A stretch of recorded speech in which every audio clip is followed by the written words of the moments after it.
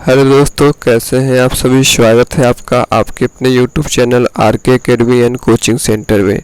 तो आज के वीडियो में हम पढ़ने वाले हैं हिंदी क्लास 10 के बहुत ही इम्पोर्टेंट टॉपिक लखनवी अंदाज, जो कि यशपाल द्वारा रचित है। तो चलिए हम वीडियो को स्टार्ट करते हैं। तो सबसे पहले हम लोग देखते हैं पाठ की रूपरेखा, यानी पाठ के बारे में क्या कहा गया है, मोटा मोटा उसके बारे में देखते हैं। तो देखते हैं, प्रस्तुत पाठ में लेखक यशपाल ने सामंती वर्ग की बनावटी जीवन शैली पर कटाक्ष किया है, जो वास्तविकता से बेखबर कृत्रिम जीवन जीने का आदी है। यशपाल जी ने इस कहानी के माध्यम से ये बताया है कि बहुत सारे लोग होते हैं जो समाज में जो बनावटी जीवन शैली जीते हैं, यानी दिखावा करते हैं। ठीक है, ऐसा वर्ग सामान्य जनजीवन से कोसों दूर रहते हुए स्वयं को विशिष्ट श्रेणी मानता है। ठीक है, और वो क्या समझते हैं अपने आप को, हम लोग विशिष्ट हैं, हम लोग बहुत आदर के पात्र हैं समाज में, ऐसा मानता है। कौन? जो दिखावा करते हैं। ऐसा नहीं कि आज समाज में सामंती वर्ग या ऐसी मानसिकता के व्यक्ति नहीं है, वे तो हर काल में रहते हैं। लेखक कह रहे हैं कि इस प्रकार के जो मनुष्य हैं वो हर काल यानी हर समय में रहते हैं। पहले भी रहते थे, आने वाले भी समय में रहेंगे, इस समय भी रह रहे हैं। ठीक है, आज के समय में भी इस परजीवी संस्कृति सामंती वर्ग की बनावटी शैली के वाहकों को समाज में देखा जा सकता है। लेखक कह रहे हैं कि इस प्रकार के जो लोग हैं इस समय भी देखे जा सकते हैं। प्रस्तुत व्यंग्य इस बात को प्रमाणित करने के लिए लिखा गया है कि बिना किसी विचार के कहानी नहीं लिखी जा सकती, लेकिन इसे एक स्वतंत्र एवं मौलिक रचना के रूप में पढ़ा जा सकता है। लेखक कह रहे हैं कि ये जो व्यंग्य हमने लिखा है किसी विचार होना चाहिए। ठीक है, तो लेखक क्या करते हैं, एक जो ट्रेन होता है, ट्रेन में सफ़र करते हैं। ठीक है, तो वहाँ से उनके दिमाग में आता है कि इस प्रकार के समाज के लोग हैं, इस पर हमें कहानी लिख देनी चाहिए। ठीक है, जब बस में सफ़र करते हैं, ट्रेन में सफ़र करते हैं, तो उन्हें इस प्रकार के मानसिकता वाले एक लोग मिलते हैं। तो उनको देखकर उनके मन में ये भाव उत्पन्न हो जाता है कि मैं इस कहानी को इस ढंग से लिख दूंगा। ठीक है, तो स्पष्ट हो जाएगा कि ये बनावटी किस्म वाले लोग हैं। ठीक है, एक कृत्रिम जीवन जीते हैं, बेखबर कृत्रिम जीवन जीने के आदी हैं। ठीक है, अब देखते हैं पाठ में क्या दिया गया है, पाठ को समझने का सार क्या है। चलिए स्टार्ट करते हैं।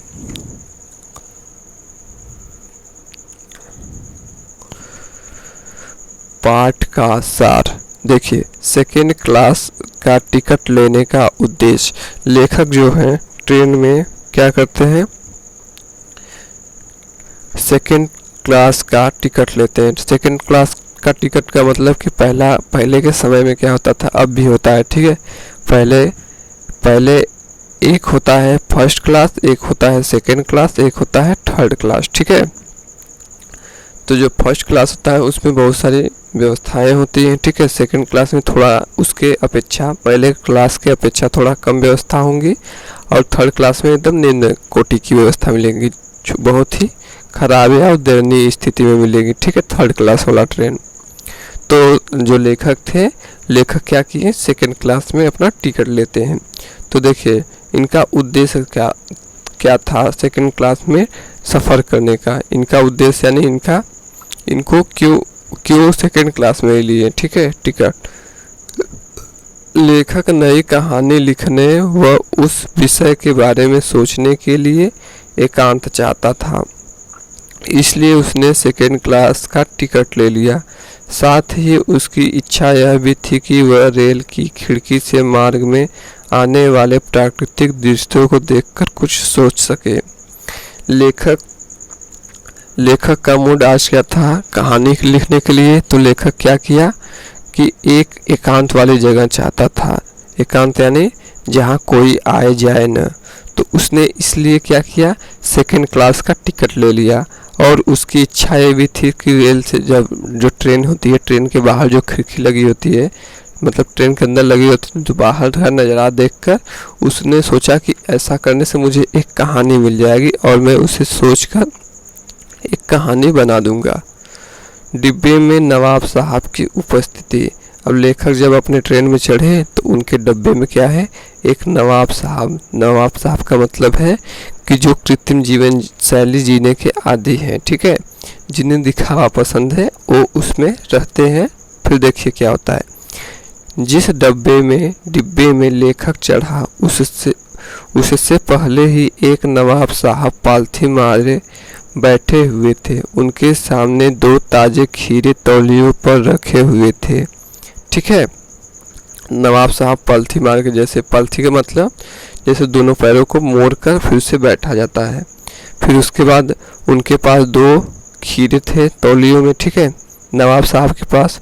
लेखक ने उस डिब्बे में चढ़ने पर नवाब साहब से कोई उत्साह नहीं दिखाया, ठीक है। जैसे होता है ना कि मतलब प्रणाम करना या थोड़ा हाल चाल पूछना, ये सब नहीं किया, ठीक है। लेखक को लगा कि नवाब साहब उसके इस डब्बे में आने से इसलिए खुश नहीं है क्योंकि किसी सफ़ेद पोश के सामने खीरे जैसी साधारण खाद्य सामग्री खाने में उन्हें संकोच हो रहा है। लेखक ने भी सामने की बर्थ पर बैठे आत्मसम्मान में उनकी ओर से दृष्टि हटा ली। और लेखक को क्या लगा, लेखक को लगा कि नवाब साहब बहुत ही मतलब नवाब साहब को लगा कि हम इतने बड़े ओहदे पे हैं और क्या करेंगे, हम जो खीरा होता है, खीरा बहुत साधारण खाद्य सामग्री है, मतलब बहुत ही जैसे मतलब कि बहुत सस्ता मिलता है और बहुत ही कम लोग इसको खाना पसंद करते हैं। तो नवाब साहब को लगा कि मैं ऐसा खाना नहीं खाऊंगा इनके सामने, नहीं तो मेरी इज्जत खत्म हो जाएगी। इसलिए वो थोड़ा आत्मसम्मान की, जो लेखक थे उनकी तरफ आत्मसम्मान से नहीं देख रहे थे, ठीक है। अब देखते हैं लेखक, नवाब साहब और खीरा। अब इन तीनों में क्या तालमेल बैठता है, देखते हैं। लेखक तिरछी नज़रों से नवाब साहब की ओर देख रहे थे। कुछ देर गाड़ी की खिड़की से बाहर देखकर स्थिति पर गौर कर रहे थे। क्यों गौर कर रहे थे, क्योंकि उन्हें कहानी लिखना था, ठीक है। जब बहुत देर हो गई तो नवाब साहब को लगा कि वह खीरे किस प्रकार खाएं। तब उन्होंने लेखक को खीरा खाने का निमंत्रण दिया। अचानक नवाब साहब का भाव परिवर्तन लेखक को अच्छा नहीं लगा। अब देखिए क्या होता है कि जो नवाब साहब थे वो अपने आप को बड़ा विशिष्ट मानते थे, तो लाए थे खीरा। तो खीरा खाने में उन्हें क्या हो रहा था, संकोच हो रहा था कि मैं ये जो सस्ता मिलता है खीरा, ठीक है, ये जो इतना तुच्छ है खीरा, इसको हम कैसे खाएं, इसके सामने खाएंगे तो हमारी बेइज्जती हो जाएगी कि हम इतना डिंग मार रहे थे, खा रहे हैं खीरा। तो उन्होंने सोचा कि जो लेखक है उनको कहा जाए कि आप भी खीरा खाइए। तो लेखक क्या किए, लेखक को अचानक लगा कि नवाब साहब जो डिंग मार रहे थे उनका भाव कैसे परिवर्तन हो गया, ये कितने सीधे बन गए। इसलिए लेखक ने क्या किया, धन्यवाद कहकर कि धन्यवाद हमें नहीं चाहिए, ठीक है, कहकर उन्हें मना कर दिया। लेखक द्वारा खीरा खाने के लिए मना करने पर नवाब साहब ने खीरों के नीचे रखे हुए तौलियों को झाड़कर सामने बिछाया। सीट के नीचे से लोटा लेकर दोनों खीरों को खिड़की से बाहर धोया और तौलियों से पोंछ लिया। क्या किया, खीरा 2 खीरा लाए थे, खीरा को क्या किया, धोया और तौलियों से पोंछा, ठीक है।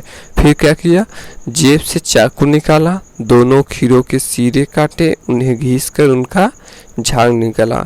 जैसे हम लोग झाग निकालने का मतलब बचपन में हम लोग क्या करते थे कि थोड़ा सा काट कर उसको ऐसे करते रहते थे, ठीक है, कि थोड़ा सा उसमें से जो मतलब कड़वाहट है ख़त्म हो जाए, ठीक है। तो ऐसा झाग निकाल दिए। फिर उसके बाद बहुत सावधानी से छीलकर खीरों की फाँकों को करीने से तौलियों पर सजाया। अब उसको काट के बढ़िया से, ठीक है, क्या किया, तौलियों पर रख दिया।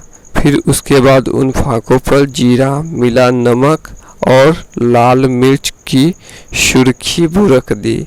ये सब जीरा नमक ये सब लेके गए थे नवाब साहब और उस पर सोचे थे कि वहाँ पे खाया जाए, लेकिन लेखक आ गए वहाँ पे तो डिंग मारने के लिए क्या किए, इस प्रकार से कर दिए। यह देखकर लेखक और नवाब साहब दोनों के मुंह में पानी आ गया। अब इस प्रकार से रहेगा कोई भी चीज़ तो सबके मुंह में तो पानी आ ही जाएगा, जाहिर सी बात है कि अब मिल जाए खाने के लिए तो मज़ा आ जाए। लेकिन फिर क्या हुआ कि लेखक तो मना कर दिए थे कि हम नहीं खाएंगे, तो अब देखते हैं क्या होता है।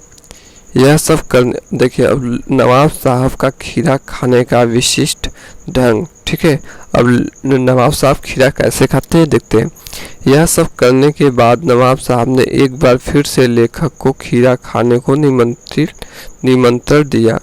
अब इतना करने के बाद एकदम लेखक और जब नवाब साहब के मुंह में पानी आ गया तो फिर से उन्हें कहा कि आप खीरा खाएंगे लेखक को। तो लेखक तो एक बार मना कर दिए थे, फिर एक बार पूछे तो उन्हें लगा थोड़ा संकोच लगा, ठीक है।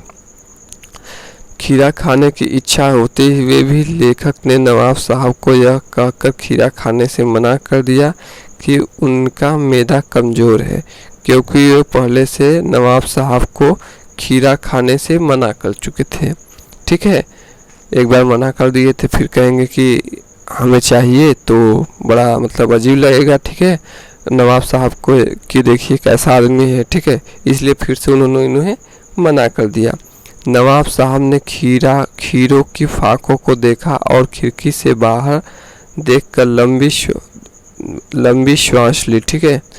पहले खीरा जो था उसको देखा, ठीक है, जो काटे हुए थे, फिर उसके बाद खिड़की से बाहर देखे, फिर एक लंबी सांस ली, ठीक है। फिर नवाब साहब ने फाकों को आंख मूंद कर सूंघा, स्वाद का आनंद लिया और उन फाकों को एक एक करके खिड़की से बाहर फेंक दिया।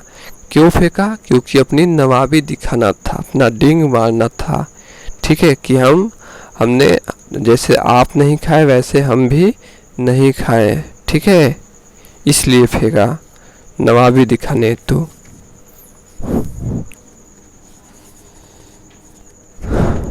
फिर देखिए क्या हुआ। इसके बाद नवाब साहब ने लेखक की ओर देखते हुए तौलियों से हाथ व ओठ पोंछ लिए, ठीक है। लेखक की ओर इसलिए देखे कि हम देखिए आप नहीं खाएं तो हमारे अंदर भी कोई गरज नहीं थी, हम भी ऐसा खाना नहीं खाते। लेखक को लगा जैसे वह उनसे कह रहे हैं कि यह है खानदानी रईसी का तरीका, ठीक है, हम भी रईस आदमी हैं, हम भी बहुत ही उचित तालीम के हैं, हम भी ऐसे नहीं खाते हैं, आप नहीं खाएं तो, ठीक है। इसके बाद लेखक को नवाब साहब के मुंह से भरे पेट की ऊंची डकार का स्वर भी सुनाई दिया। खाए नहीं नवाब साहब, लेकिन थोड़ा डकार ले लिए कि लेखक को अंदर से जलाने के लिए, ठीक है।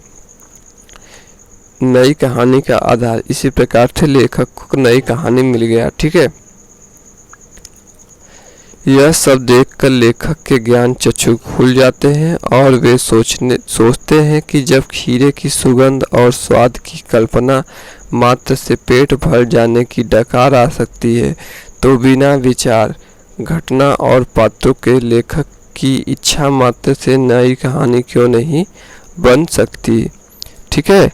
अब लेखक के ज्ञान चक्षु खिल जाते हैं कि मुझे तो ये सोचना था कि कहानी कैसे लिखे, इसलिए मैंने ट्रेन में सफ़र किया, सेकेंड क्लास में सफ़र किया, तो जो उस खीरा की कल्पना मात्र से अपना पेट भर लेता है, तो मुझे इसे विचार घटना और पात्र क्यों चाहिए कहानी लिखने के लिए, ठीक है। इन सभी के बिना ही हमें कहानी लिखने चाहिए।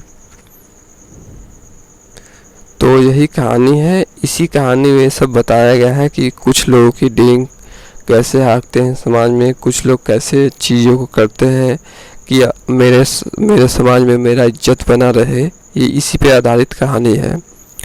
तो अगर आप मेरे चैनल को लाइक करें, शेयर करें, सब्सक्राइब करें।